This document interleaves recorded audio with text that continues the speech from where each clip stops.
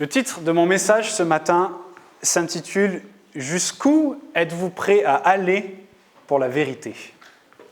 Jusqu'où êtes-vous prêt à aller pour la vérité?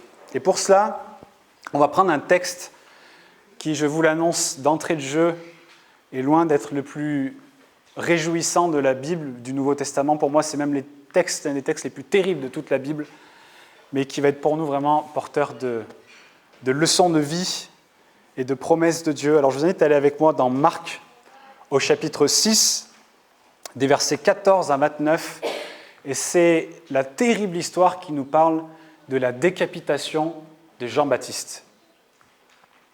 Ok, Marc 6, versets 14 à 29, on va le lire doucement, qu'on s'imprègne vraiment du récit qui nous est donné ici. Ça nous dit ceci. Car Hérode lui-même avait fait arrêter Jean et l'avait fait lier en prison à cause d'Hérodias, femme de Philippe, son frère, parce qu'il l'avait épousée. Et que Jean lui disait « Il ne t'est pas permis d'avoir la femme de ton frère ». À cause de cela, Hérodias était irritée contre Jean et voulait le faire mourir.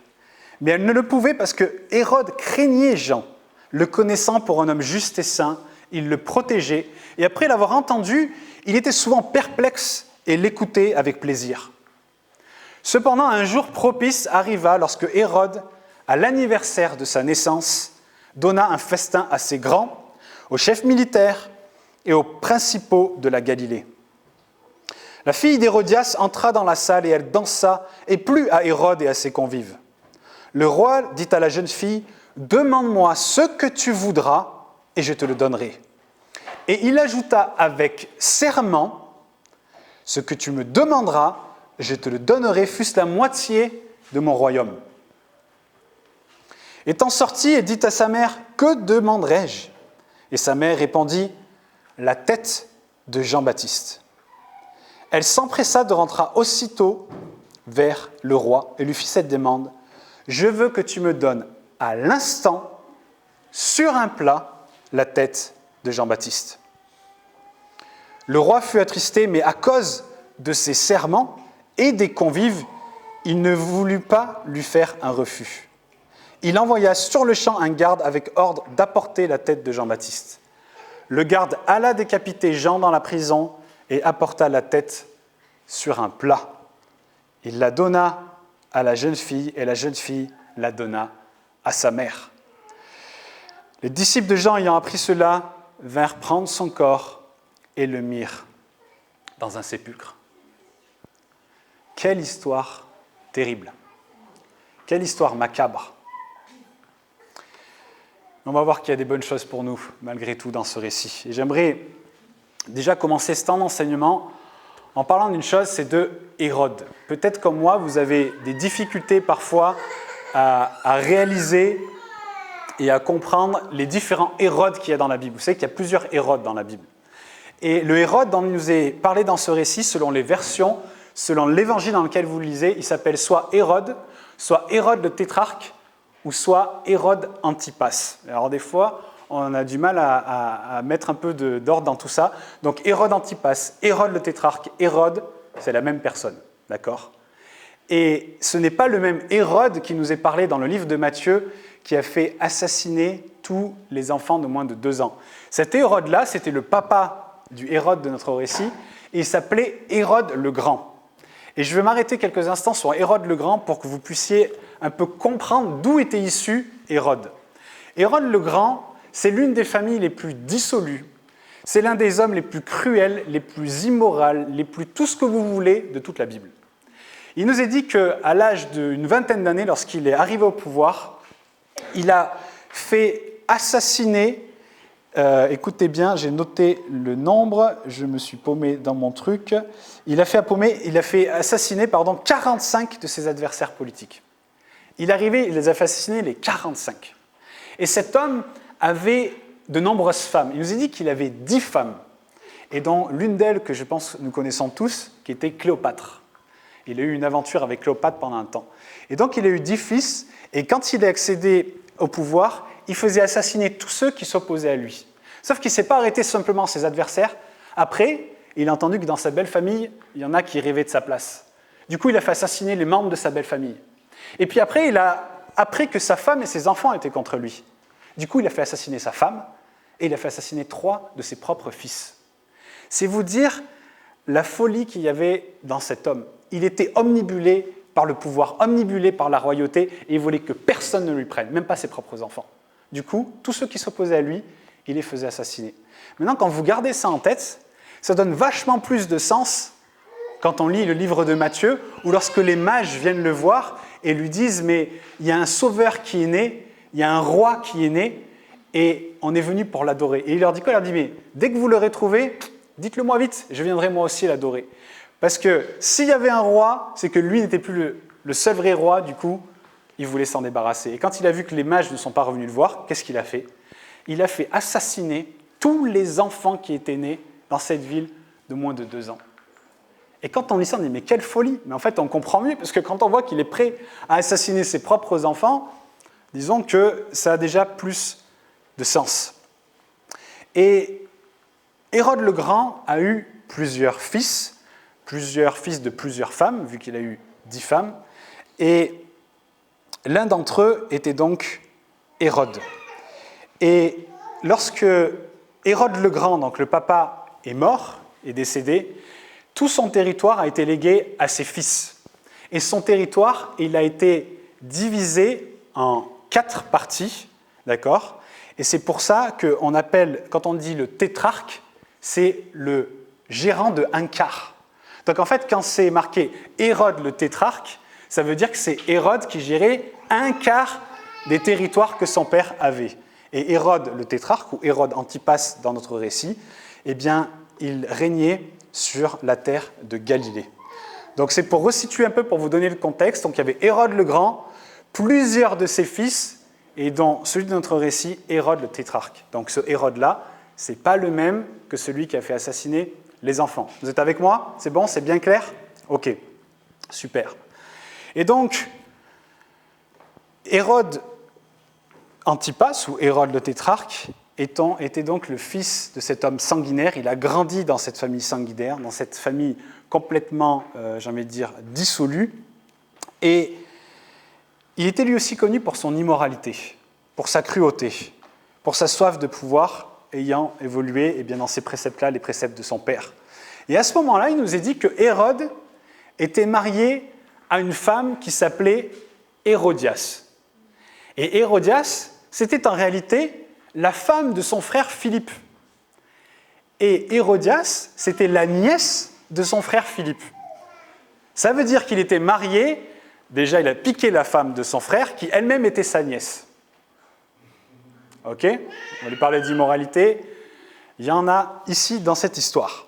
Et donc, il était marié avec cette femme, et il a eu une aventure, avant qu'il se marie avec elle, il a eu une aventure avec elle pour satisfaire un peu ses désirs charnels et pour mettre les choses en ordre. Ensuite, il a répudié sa femme, ce qui a d'ailleurs occasionné des problèmes, des guerres par la suite, pour se marier avec Hérodias. Et ça, encore une fois, pour bien que vous situez le contexte, mais c'était quelque chose qui était illégal à l'époque, selon la loi juive.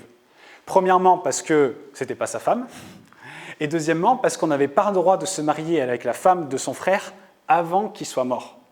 Et en plus, troisièmement, c'était sa nièce. Donc on va dire qu'il avait faux sur toute la ligne. Et même si ce n'était pas juste selon les lois juives, pour Hérode, ce n'était pas un problème. Parce qu'Hérode faisait ce qu'il voulait. Et ce n'était pas OK pour la loi juive, ce n'est pas grave, c'était OK pour lui. Et on voit que sa femme Hérodias était particulièrement déterminée à détruire tous ceux qui s'opposaient à leur union. Si quelqu'un remettait en cause leur union, disait quelque chose à ce sujet-là, eh bien, elle leur sautait dessus dans la seconde et elle s'occupait de leur cas. Et nous voyons dans cette histoire que Jean-Baptiste n'a pas hésité à tenir publiquement des propos face à Hérode en disant « L'union que tu as avec cette femme Hérodias, elle n'est pas juste. C'est pas juste. » Et à cause de cela, Hérodias l'a fait mettre en prison. Et on voit au verset 19 comment Hérodias le détestait et voulait le faire mourir, parce qu'elle ne supportait pas et là on va commencer à rentrer dans le sujet que je veux parler avec vous aujourd'hui, elle ne supportait pas cette voie de vérité que représentait Jean-Baptiste dans sa vie. C'était insupportable pour elle parce qu'elle voulait rester dans son immoralité, elle voulait faire ce qu'elle voulait, et la vérité qui arrivait à ses oreilles, elle ne voulait pas en entendre parler, et si elle pouvait s'en débarrasser, elle s'en débarrasserait. Et Hérodias, finalement, incarne cet esprit, cette mentalité qu'on entend souvent parler, des fois un peu à tort et à travers dans le milieu chrétien, mais cette mentalité de Jézabel. Est-ce que vous avez déjà entendu ce terme-là ? Jézabel, elle était un peu comme Hérodias. Jézabel était mariée à un roi qui s'appelait Akab, et il y avait quelqu'un qui l'embêtait sacrément dans sa vie, c'était le prophète Élie. Parce que Jézabel, dans cette nation-là, avec tous les gens du peuple, ils adoraient le faux dieu Baal. Et pour vous donner une ordre d'idée de ce qu'il faisait, il faisait des sacrifices humains à ce faux dieu-là. Et Élie, il est arrivé, il a dit, ça doit cesser. Parce que Dieu a dit stop maintenant. Et à cause de ça, Jézabel a eu une envie de tous les tuer à un point qu'elle est passée à l'action. Elle a tué tout plein de prophètes. Elle voulait tuer Élie, elle voulait tuer tout le monde. Parce que Élie était une voix de vérité par Dieu envoyée dans cette nation pour dire maintenant ça suffit, c'est stop. Et elle ne supportait pas cela. Et cet esprit de Jézabel, on le retrouve à de nombreuses reprises dans la Bible, et notamment dans l'Apocalypse, où il dit que dans les derniers temps, il y aura cet esprit de Jézabel qui sera présent. Cet esprit qui est là pour étouffer la vérité, pour mettre en avant sans arrêt le mensonge, mais la vérité, on n'en veut pas. On n'en veut pas. Tout ce qu'on veut, c'est rester dans notre immoralité, c'est rester dans les choses que nous voulons vivre. Et on retrouve cela à de nombreuses reprises dans la Bible. Et combien aujourd'hui, dans le monde dans lequel nous vivons, je pense que vous ferez le même constat que moi, mais cet esprit de Jézabel est présent. Cette manière de vivre est présente, cette manière de penser est présente, où la vérité, elle doit sans arrêt être étouffée. Où ce qui est juste, ce qui est bon, ce qui est bien, on n'en veut pas. On ne veut pas en entendre parler. Surtout, venez pas nous remettre en question, venez pas remettre en question ma vie. Je ne veux pas en entendre parler, je veux vivre ce que je veux faire. Je veux faire ce que je veux penser ce que je veux. Et quand on le fait, tout de suite, les gens s'attaquent à vous. Je ne sais pas si vous avez déjà vécu ça, mais quand on ose remettre en question les gens aujourd'hui, mais c'est un truc de fou. L'opposition qui est face à nous. Et en particulier, quand c'est vis-à-vis de la parole de Dieu ou des choses de Dieu. Et aujourd'hui, on vit dans cette société où dès que la vérité nous dérange, on préfère la tuer, j'ai envie de dire couper la tête de la vérité et surtout qu'on n'en entende pas parler.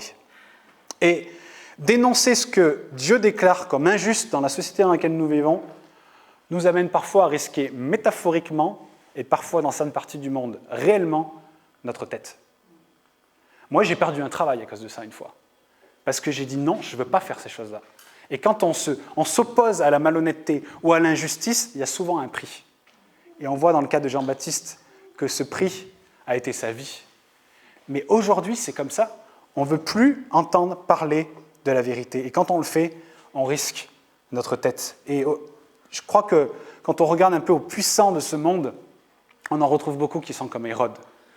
Dans la justice, ils ne veulent pas en entendre parler. L'honnêteté, ils ne veulent pas en entendre parler. Ils veulent avancer selon leur propre voie. Ils veulent gérer les choses comme ils le souhaitent, comme on le voit par exemple même en ce moment par rapport à Poutine. Je ne sais pas si on réalise des fois qu'on a une guerre qui touche une bonne partie du monde juste parce qu'un homme a décidé que c'est comme ça.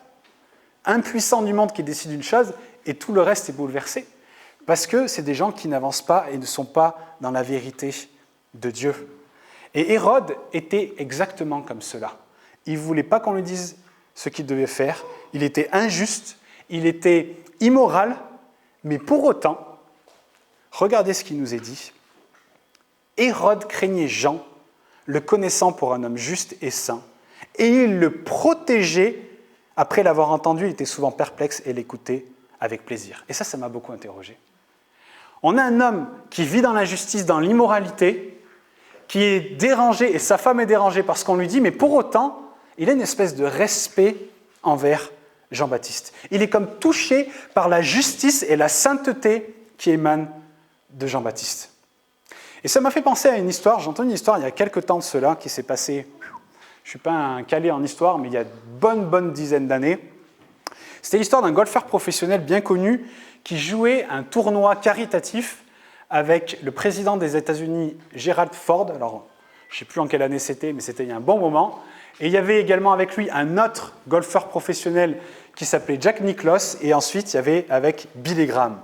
Et ils ont joué ce match, et une fois le match terminé, l'un des autres pros qui était présent lors de ce tournoi est allé voir le golfeur professionnel et lui a dit « Alors, comment c'est de jouer avec le président des États-Unis et avec Billy Graham?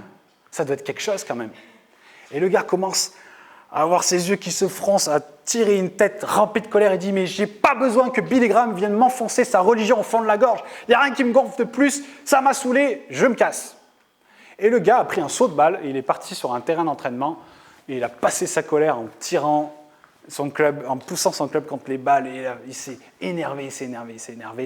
Et ensuite, il est un peu plus calme.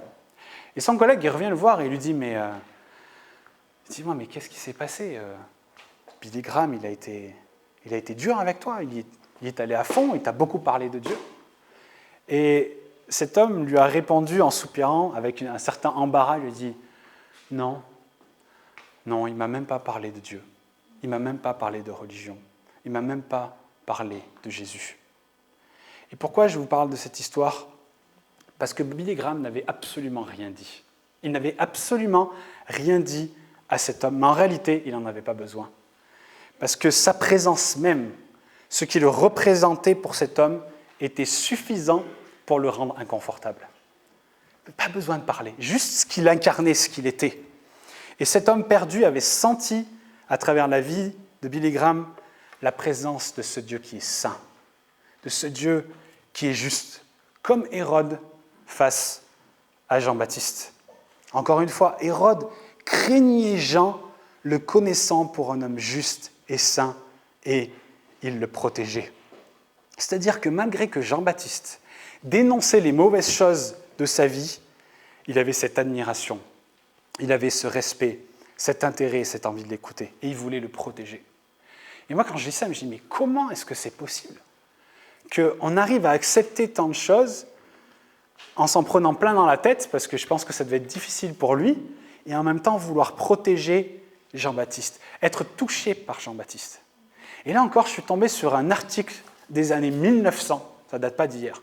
Il y a un théologien qui était également sociologue, un Allemand, et cet homme, il a fait une étude sur les réactions humaines face à ce que les gens considèrent comme saint.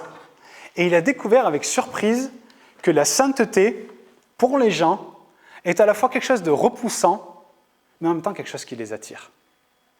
Ça les repousse, mais en même temps, ils aimeraient bien en savoir plus, ça les fascine.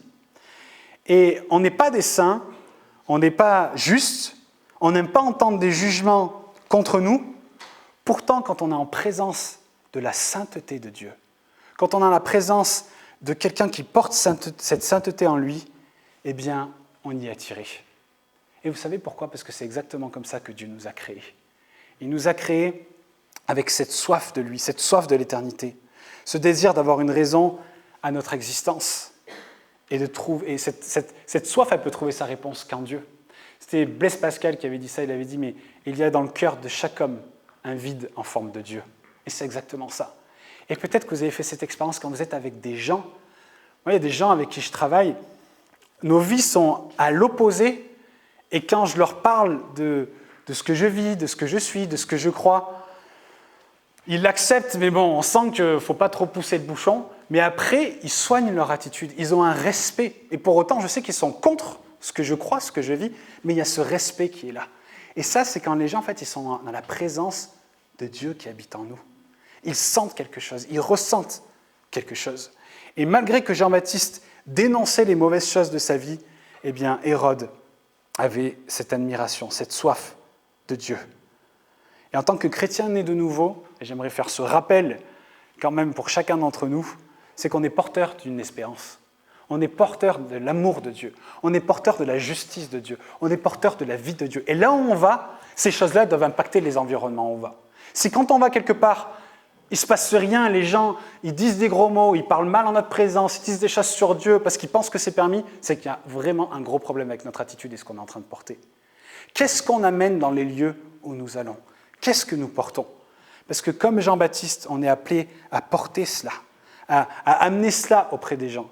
Après, on n'est pas responsable de comment les gens vont réagir. savez, on parle de Dieu, des fois des fois on en parle avec Delphine, on est fatigué parce que des fois, dans le meilleur de nous-mêmes, on parle de Dieu aux gens, on donne de notre temps, de notre vie, de notre énergie, et on a l'impression qu'il ne se passe rien. Mais ça, en fait, ce n'est pas notre responsabilité. Ce qu'on doit, c'est incarner Christ là où nous allons.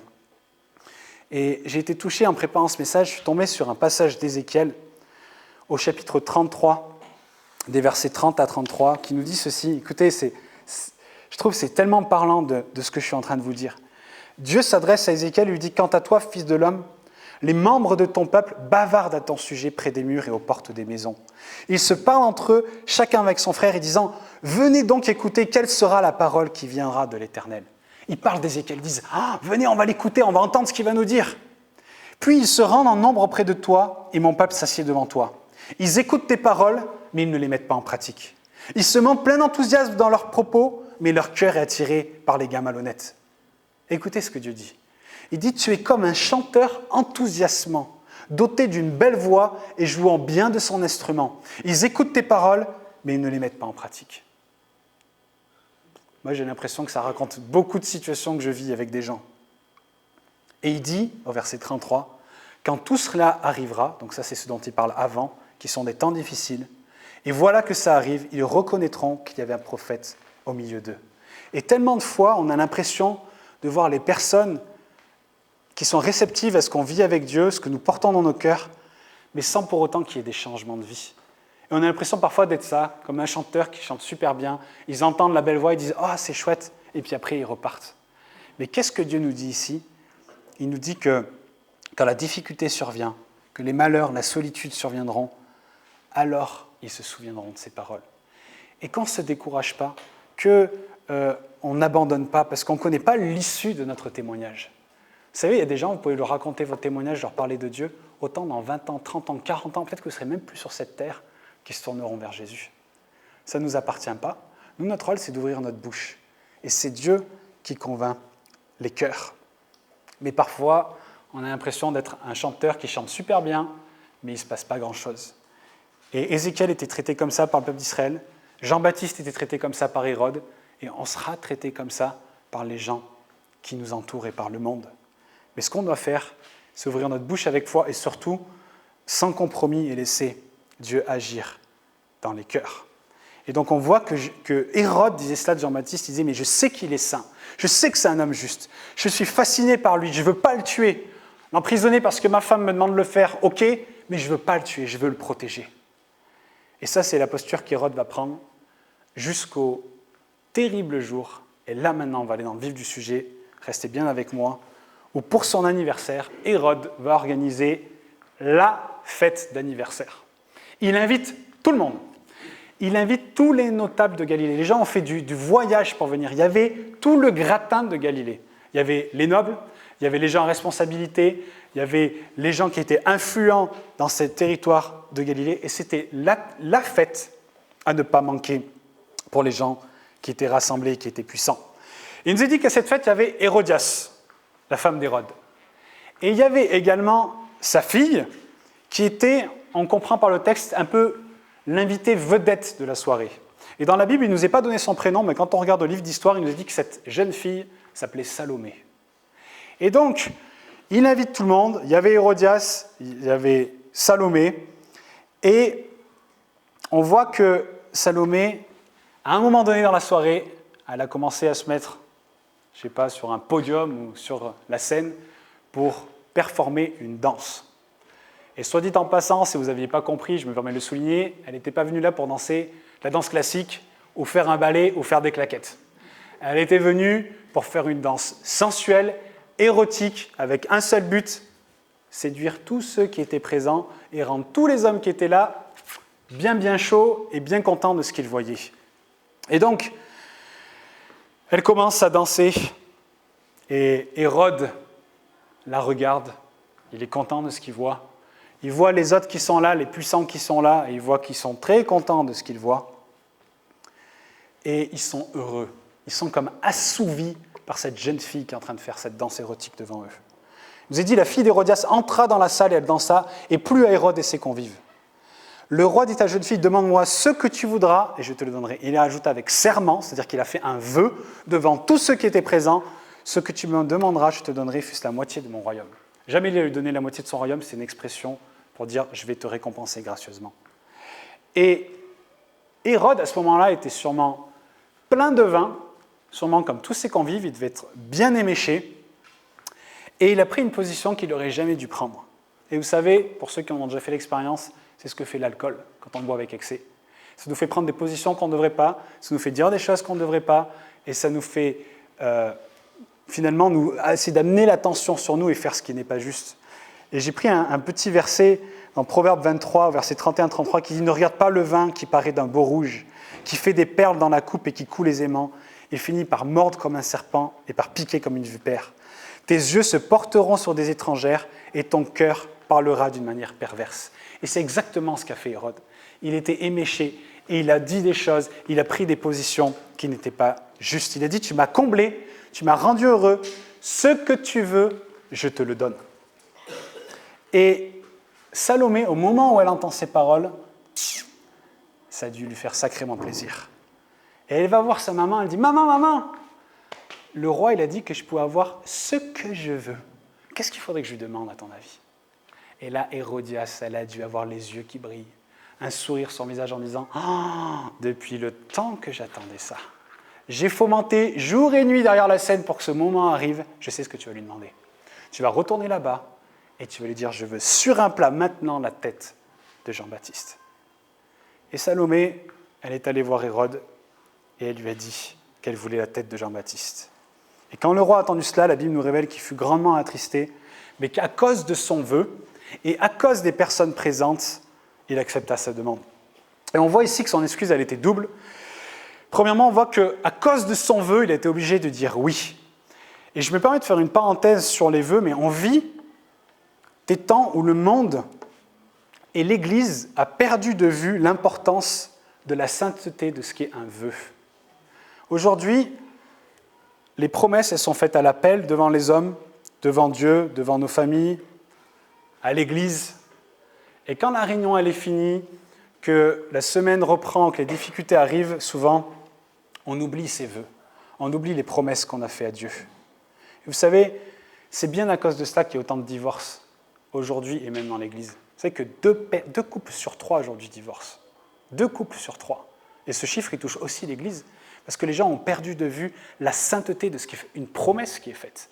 De la même manière, quand on voit des gens qui se font baptiser, qui viennent à Jésus et qui, quelques mois, quelques années après, abandonnent le Seigneur, est-ce qu'on réalise la portée de la promesse et des paroles que l'on fait ? Quand on fait un vœu à Dieu, on prend Dieu comme témoin du vœu qu'on fait.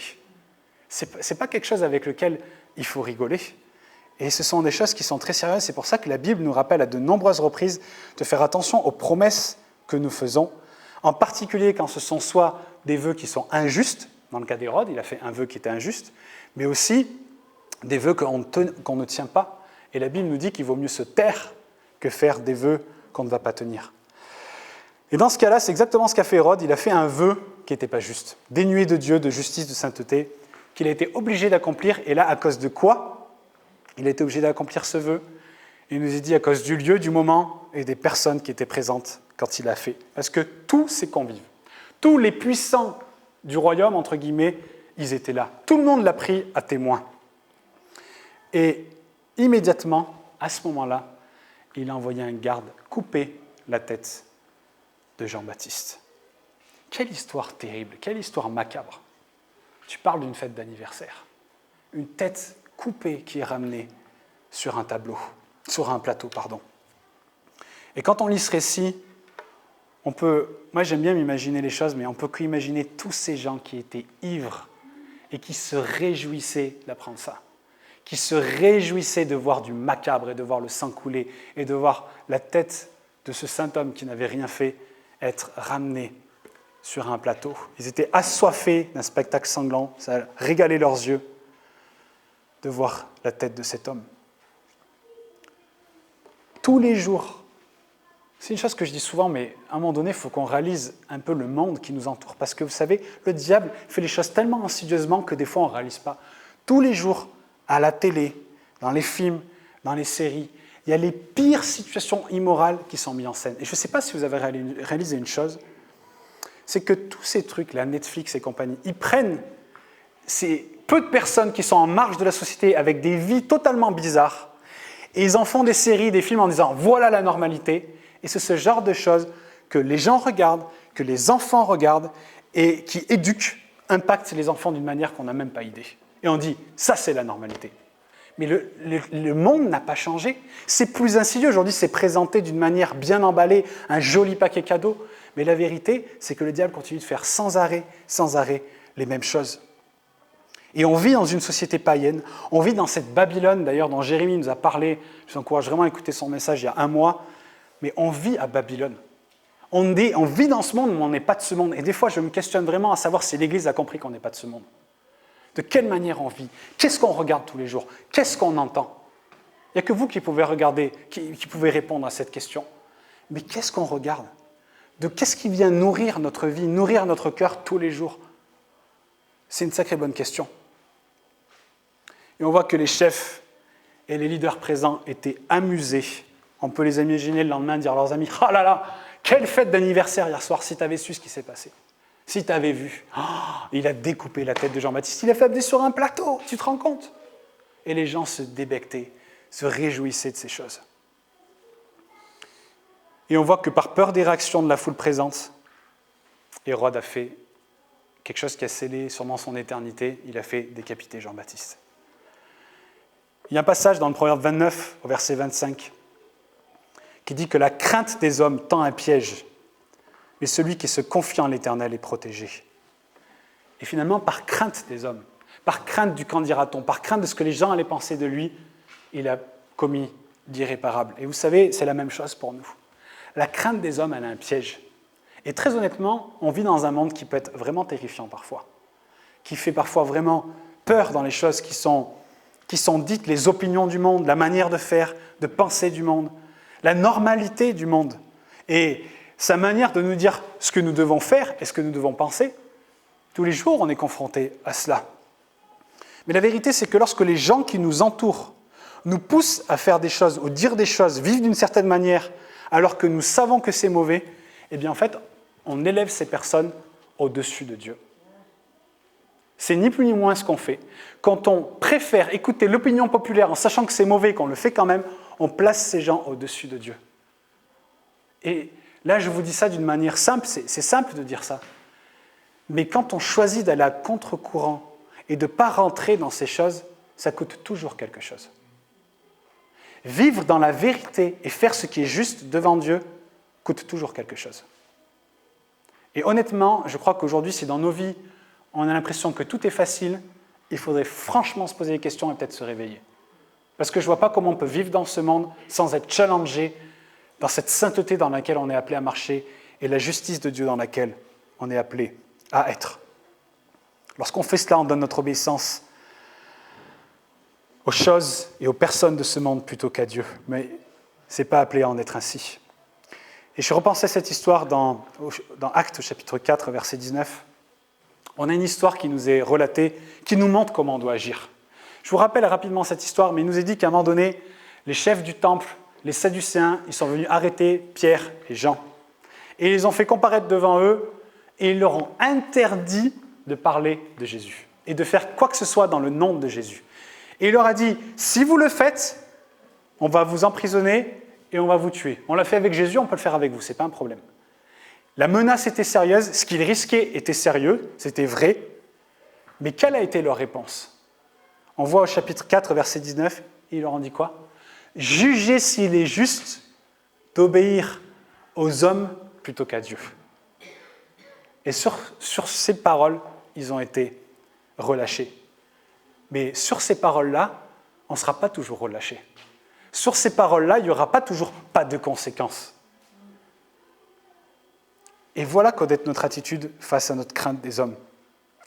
Notre peur de tenir bon dans la vérité de Dieu. On triomphe, écoutez bien ceci, on triomphe de la peur des hommes, de l'intimidation lorsque nous sommes établis dans notre obéissance à Dieu. On triomphe de la peur des hommes lorsqu'on est établi dans notre obéissance à Dieu. La question, c'est le sommes-nous? Est-ce qu'on est établi dans notre obéissance à Dieu? Jean-Baptiste est mort en martyr pour cette tenue dans la vérité de Dieu et dans l'obéissance de Dieu jusqu'au bout, même face à l'immoralité des puissants de ce monde. Et des martyrs qui sont morts pour la vérité depuis Jean-Baptiste, il y en a eu beaucoup.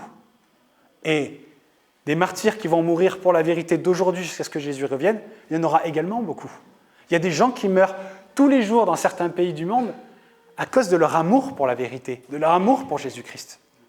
Moi, je me souviendrai toujours, Pierre Daniel, quand on est allé en Inde, mais de voir ces gens, au prix de leur vie, ils viennent pour entendre parler de Jésus.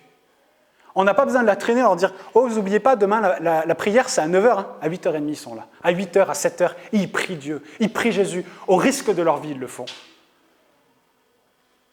Et certains meurent à cause de ça. Je me souviendrai toujours cette histoire que Gary nous a racontée, où un jour, les hindouistes sont débarqués dans l'église et ils ont commencé à tout casser, à taper les femmes, taper les enfants. Il y avait des femmes enceintes, ils leur mettaient des grands coups de pied dans leur ventre. Ça, c'est ce que ces gens-là, ils vivent tous les jours, par amour pour la vérité. Et ils sont debout, fermes, dans leur obéissance à Christ. Mais comme nous l'a dit Jésus, et j'arrive bientôt à la fin de ce que je voudrais vous partager, dans Matthieu 10, 28, il nous dit « Ne craignez pas ceux, c'est-à-dire les personnes, qui tuent le corps et qui ne peuvent tuer l'âme. Craignez plutôt celui qui peut faire périr l'âme et le corps dans la géhenne. C'est pourquoi quiconque me confessera devant les hommes, je le confesserai aussi devant mon Père qui est dans les cieux. Mais quiconque me reniera devant les hommes, je le renierai aussi devant mon Père qui est dans les cieux. » Est-ce que tous les jours que Dieu fait, on est prêt à confesser le nom de Jésus, peu importe les situations, peu importe les endroits, peu importe ce qui est en face de nous? J'aimerais venir au point clé du message que je vous apporte ce matin. Et je vais vous poser une série de questions, il n'y a que vous qui pouvez y répondre. Mais quelle valeur est-ce que nous donnons à la vérité? Quelle valeur est-ce que nous donnons à ce que Dieu déclare bien et mal face à toute la perversion du monde qui cherche à inverser les choses et déclarer le mal bien? Est-ce qu'on est prêt à payer le prix pour connaître la vérité, à la garder, à la chérir et à ne pas nous compromettre? Vous savez, ça aussi je crois que c'est une chose qu'on sait, mais la vérité, ce n'est pas un concept. La vérité, ce n'est pas une philosophie. La vérité, ce n'est pas une manière de penser, ce n'est pas une manière de réfléchir. La vérité, c'est une personne. C'est Jésus-Christ. La Bible nous dit qu'il est le chemin, la vérité et la vie. Et si nous cherchons, vous et moi, à déterminer ce qu'est la vérité, on va toujours échouer. Parce qu'on est foncièrement mauvais à l'intérieur de nous.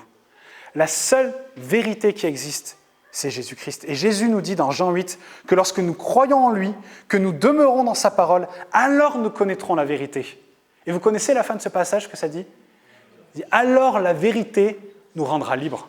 Vous avez déjà posé la question, pourquoi la vérité peut rendre libre un homme? Comment la vérité peut rendre libre un homme? Vous avez déjà posé cette question? Moi, je me la suis posée. La vérité nous rend libres parce que nous vivons dans un monde qui est rempli de mensonges. Tout autour de nous n'est que mensonge. Tout autour de nous ne fait que tenir les gens captifs dans le péché, dans cette notion faussée de la vérité, dans cette notion faussée du bien et du mal et des bonnes mœurs. Mais tout est corrompu autour de nous. C'est même Jésus qui l'a dit. Tout est tellement corrompu que quand il reviendra et qu'il établira son royaume, à la fin, il y aura des nouveaux cieux, une nouvelle terre. Pourquoi il y aura des nouveaux? Parce que tout ce que vous voyez autour de vous est corrompu. Et il est corrompu par une maladie. Cette maladie s'appelle le péché. Tout est corrompu. Tout autour de nous est corrompu. Pour nous éloigner de la vérité, pour nous éloigner de Jésus. Et c'est ce que le diable fait tous les jours.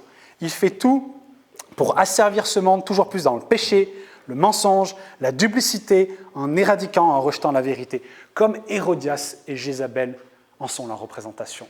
Tous les jours, la vérité, elle est étouffée. Tout autour de nous est là pour étouffer la vérité. C'est pour ça que lorsqu'on connaît Jésus, on connaît la vérité, et cette vérité, elle nous rend libres, parce qu'on est en capacité de voir ce qui est juste et ce qui est faux, ce qui est bon et ce qui est mauvais, au travers de la personne de Jésus-Christ. Mais Hérodias et Jézabel, c'est ce qu'elles faisaient. Elles faisaient exactement ce qui se passe dans ce monde tous les jours. Et là aussi, moi j'ai une question à vous poser. C'est est-ce que parfois nous agissons comme elles? Est-ce que quand la vérité vient nous déranger, on n'est pas là à vouloir décapiter la tête de la vérité, se débarrasser de la vérité parce que ça nous dérange, parce que ça nous fait du mal, parce que, oh là là, il ne faudrait surtout pas changer notre manière de vivre et notre style de vie. Est-ce que parfois on n'agit pas comme ça? Ce que je vous partage ce matin, c'est quelque chose de sérieux. Parce qu'on vit dans un monde où tous les jours, il y a un combat pour la vérité. Tous les jours, il y a un combat pour la vérité. Quand vous arrivez sur votre lieu de travail, il y a un combat pour la vérité. Dans les choses qui vous sont demandées, il y a un combat pour la vérité. Dans les choses que vous entendez, les choses que vous choisissez de croire, dans les médias, dans les informations, dans la radio, dans les séries, dans les films, dans tout ça, il y a toujours un combat pour la vérité. Et comment est-ce qu'on répond à ce combat? Déjà, de un, est-ce qu'on est conscient? Et de deux, quelle position est-ce que nous prenons? Est-ce que nous sommes, comme Jean-Baptiste, prêts à aller jusqu'au bout et déclarer à ces choses la vérité en disant « je n'en veux pas, je refuse » ou est-ce qu'on est dans le compromis à accepter ces choses? Parce qu'en vrai, elles viennent faire du bien à notre chair. Comme Hérodias, non, je vais me plaire dans mon immoralité. Je veux coucher avec mon oncle. Je veux rester avec lui parce que c'est un homme puissant et qu'avec lui, je vais avoir de la puissance et je vais avoir de la renommée. Ça paraît être un exemple un peu extrême, mais est-ce qu'il n'y a pas un peu de ça des fois dans les choses que nous tolérons et que nous acceptons dans notre vie? J'aimerais terminer sur ce verset. Lorsque Josué a dit au peuple d'Israël, « Et si vous ne trouvez pas bon de servir l'Éternel, choisissez aujourd'hui qui vous voulez servir. Ou les dieux que servaient vos pères au-delà du fleuve, ou les dieux des Amoréens dans le pays desquels vous habitez. Mais moi et ma maison, nous servirons l'Éternel. » Ça, c'est un verset qu'on cite souvent. « Moi et ma maison, nous servirons l'Éternel. » Mais est-ce qu'on est prêt à en payer le prix? Parce que je vous garantis pour que vous et votre maison et vos enfants serviez l'Éternel, ça va coûter quelque chose. Ça coûte toujours quelque chose. La vérité coûte toujours quelque chose. C'est beau de faire ses vœux devant Dieu en disant « Moi et ma maison, on va te servir, Seigneur. » Mais est-ce qu'on est prêt à en payer le prix? Est-ce qu'on réalise ce qui nous est demandé? Jésus a dit « Quiconque ne porte pas sa croix et ne me suit pas ne peut être mon disciple. » On est appelé à porter notre croix. Et j'ai compris il n'y a pas très longtemps qu'en fait, notre croix, vous savez ce que c'est? C'est notre appartenance à Christ. Est-ce qu'on est prêt à porter tous les jours que Dieu fait, de manière publique, notre appartenance à Christ? Au travail, dans le métro, dans la voiture, à la maison, avec mes enfants, la manière dont j'éduque mes enfants, dont je parle à ma femme, dont je traite mes collègues de travail, mes subordonnés, les autorités, la manière dont je gère mon argent, la manière dont je vis, la manière dont je conduis, tout. Est-ce qu'on est prêt à porter publiquement notre appartenance à Christ? Parce que donner sa vie au Seigneur, c'est gratuit, c'est facile. Mais il a dit qu'il y a un prix. Et ce prix, c'est porter notre croix. C'est porter notre appartenance à Christ. Donc je vous laisse avec ces paroles. Mais qu'on réalise qu'aujourd'hui, il y a un combat pour la vérité. Et que Dieu nous appelle à nous tenir dans la vérité. À nous tenir avec foi dans cette obéissance à Christ jusqu'au bout. Et c'est vraiment une question, j'en reviens au titre de mon message. Quel prix? Jusqu'où sommes-nous prêts à aller pour la vérité?